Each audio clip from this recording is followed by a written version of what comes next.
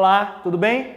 Na aula de hoje a gente vai falar sobre a concordância verbal, ou seja, como é que o verbo se relaciona com outros termos da oração concordando com esses termos. A concordância é fundamental para a gente escrever orações sintaticamente corretas, gramaticalmente corretas e que também, obviamente, façam sentido do ponto de vista semântico. Para a gente estudar a concordância verbal, a gente tem que lembrar de algumas normas, algumas funções sintáticas dentro da língua portuguesa. Especialmente a noção de sujeito e predicado, né? Que são os termos essenciais de uma oração, ou seja, de uma sentença que gira em torno de um verbo. O sujeito se relaciona com esse predicado estabelecendo uma relação de concordância, ou seja, o sujeito, se ele estiver no singular, o verbo que introduz o predicado também vai ter que estar no singular na maior parte das vezes. Essa é uma regra básica. Se eu digo, por exemplo, que o computador está quebrado, o sujeito dessa oração é o computador. Caso eu transforme essa oração numa oração com sujeito no plural, os computadores, eu preciso também alterar o verbo. Os computadores estão quebrados. Então há uma relação de concordância entre o sujeito e o verbo. Precisamos analisar quando o sujeito é simples e quando o sujeito é composto. Isso vai nos auxiliar na identificação dessas variações de número, singular ou plural. A gente chama de sujeito simples aquele sujeito que é composto por apenas um núcleo, um elemento. Não estou dizendo necessariamente uma palavra, porque o sujeito dessa oração é a estrela. No entanto, a palavra que reúne o principal significado desse sujeito é estrela. Então a gente diz que o núcleo desse sujeito é a estrela. Se eu tenho apenas um núcleo, eu tenho um sujeito simples. Sujeito simples, verbo no singular. A estrela brilha no céu. No entanto, se eu tenho um sujeito composto, que é aquele formado por mais de um elemento, por mais de um núcleo, o sujeito, nesse caso, pede que o verbo fique no plural. As estrelas e os planetas despertam curiosidade. Verbo no plural, porque nós temos um sujeito composto. Existem algumas variações.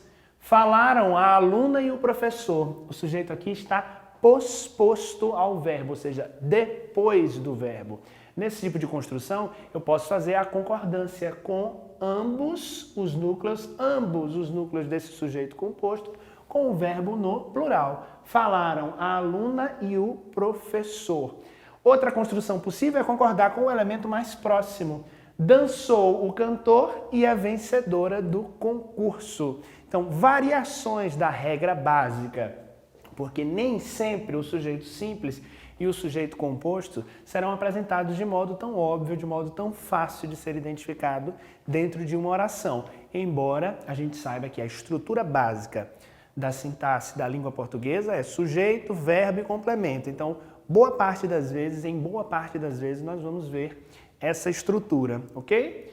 Lembrando então, sujeito simples e sujeito composto, sujeito simples, verbo no singular, sujeito composto, verbo no plural e a possibilidade de quando o verbo estiver antes do sujeito, ou seja, quando o sujeito for posposto, eu posso fazer essa concordância com ambos, falaram a aluna e o professor, ou com o elemento mais próximo, dançou o cantor e a vencedora do concurso.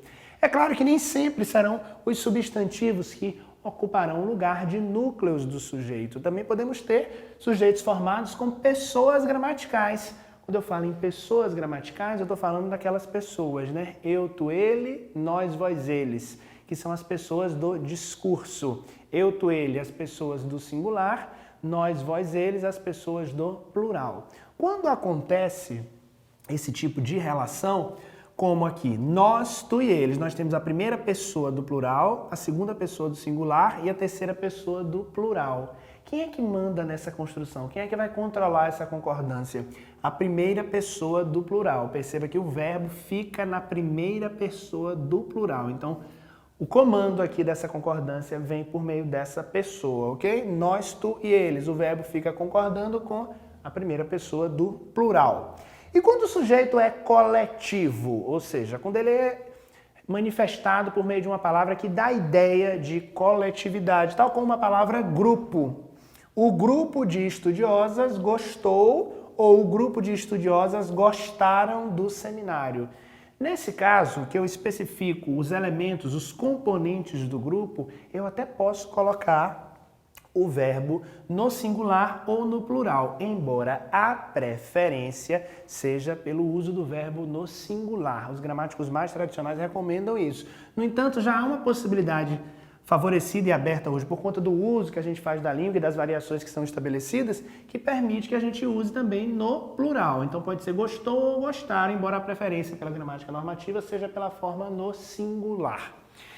Se eu não tivesse a identificação dos componentes desse grupo, eu teria que colocar o verbo no singular. Então, o grupo gostou do seminário, jamais o grupo gostaram. Então, construções com substantivos coletivos, a gente tem que tomar muito cuidado. O povo reclamaram? Não, o povo reclamou. Embora haja uma ideia de coletividade, a palavra está no singular, logo o verbo também deve estar no singular. Com os pronomes relativos quem e que, há outras possibilidades. Nós podemos construir aqui. Somos nós quem fazemos tudo aqui. Há uma concordância do verbo, então, em relação ao pronome nós. Nós fazemos. Somos nós quem fazemos. No caso aqui, nós temos uma variação com o pronome que. Fui eu que realizei a tarefa. Também há uma concordância com o sujeito eu e o verbo realizei, eu realizei, e o que aqui que também representa esse sujeito. Lembrando que os pronomes relativos têm funções sintáticas e é importante que os verbos concordem com esses pronomes relativos, tal como eles concordam com as palavras dos antecedentes relacionadas a esse pronome. Nesse caso, a relação do pronome que aqui, por exemplo, foi com o pronome eu. Então, há essa relação de concordância, por isso que o verbo está no singular, na primeira pessoa. Eu realizei. Bom, esses são casos gerais, são casos comuns da língua portuguesa. A relação do verbo com o sujeito quando ele é representado por pessoas gramaticais, a relação do sujeito com pronomes relativos, com sujeito com ideias, com substantivos com ideias de coletivo. Agora a gente vai ver casos especiais, ou seja, expressões que geram dúvida de concordância. Muitas vezes essa concordância vai ser permitida de mais de uma forma ou apenas com uma possibilidade. A gente precisa ficar atento a isso.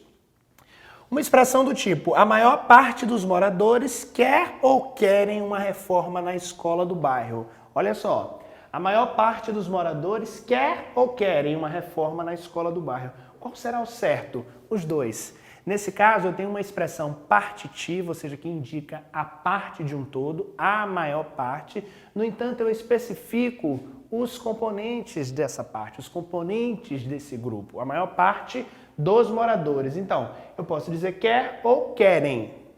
As duas construções são possíveis. No entanto, quando eu não especifico os elementos, apenas a construção no singular é permitida. Então, com essas expressões partitivas, se não houver o determinante, singular. Uma minoria é contra. Se houver o determinante, ou seja, os componentes que se referem a essa parte, posso colocar no singular ou no plural.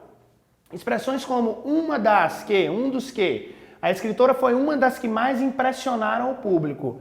Está correto? Está. Eu estou dizendo, na verdade, que ela é uma em meio a várias, então o verbo pode ficar no plural. Há uma variação possível, que é o uso do verbo no singular, se eu quiser enfatizar esse sujeito, essa pessoa. Mas quando eu me refiro a um no meio de vários e outros também impressionaram o público, o verbo fica no plural. Nenhum nem outro aceitou, nenhum nem outro aceitaram a oferta. Posso também colocar das duas formas. A língua aceita tanto no singular quanto no plural. Nenhum nem outro aceitou, nenhum nem outro aceitaram.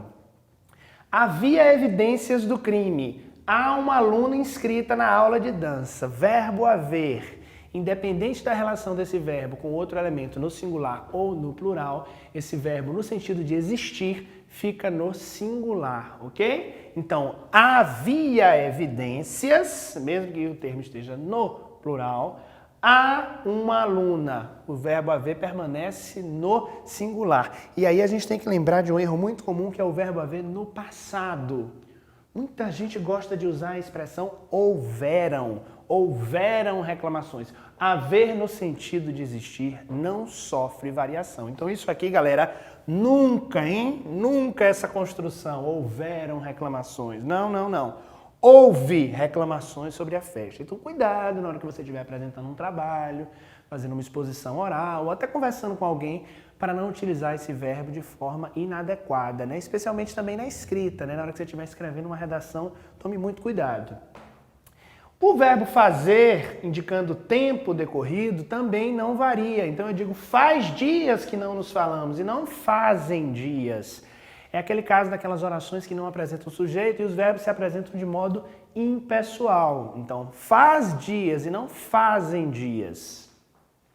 Aluga-se carro, alugam-se carros. Bom, nesse caso, nessas construções passivas de caráter sintético, quando eu utilizo essa partícula apassivadora, eu posso perceber a concordância exatamente por conta do termo com o qual ele se refere. Eu posso construir essa oração na passiva analítica, colocando um verbo auxiliar e um verbo no particípio. Aluga-se carro é o mesmo de que carro é alugado. Alugam-se carros, carros são alugados. Então há uma concordância do verbo com o elemento com o qual ele se refere.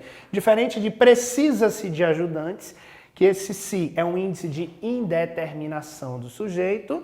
Então, nesse caso, ajudantes fica no plural, mas o precisa-se mantém-se no singular. Já que a gente não sabe quem é o sujeito, nessas construções de índice de indeterminação, a gente mantém o verbo no singular. Precisa-se de.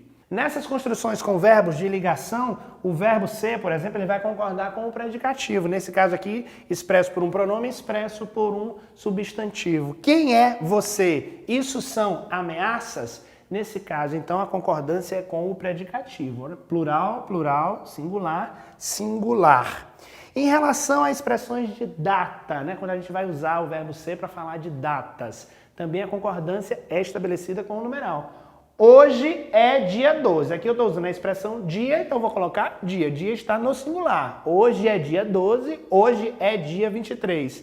No entanto, por exemplo, hoje são 12 de maio. Eu posso fazer essa concordância, nesse caso, com o numeral, ok? Com a expressão dia, como a expressão dia está no singular, o verbo fica no singular. Mas com o indicativo de numeral, com o indicativo aqui da quantidade de dias, hoje são 12 de maio. Posso fazer essa concordância no plural. Em relação às horas, como é que esses verbos vão concordar, né? Eu quero chamar a atenção de vocês sobre duas coisas. Primeiro, a ocorrência da crase, marcada pelo acento grave, nas expressões indicativas de hora. O show será a 1h ou será às 3h? Então aqui, nesse caso, eu preciso utilizar a expressão com o acento indicativo da crase. Em relação a horas, o verbo concorda com o horário ao qual ele se refere. Então eu digo, é 1h da tarde. O verbo concorda com a expressão 1h. Ou são 3h da tarde. O verbo concorda com a expressão 3h. Então a relação aí é estabelecida entre o verbo e o termo com o qual ele se refere. Não esquece disso, ok? Por isso que a gente vai dizer, por exemplo, é meia-noite, é meio-dia, e não são meia-noite ou são meio-dia. Por isso que a gente chama de concordância. É preciso perceber com quem o verbo concorda, com quais elementos da oração o verbo estabelece essa concordância, para eu não colocar errado no singular ou no plural e depois virar uma grande confusão a minha frase ou o meu texto.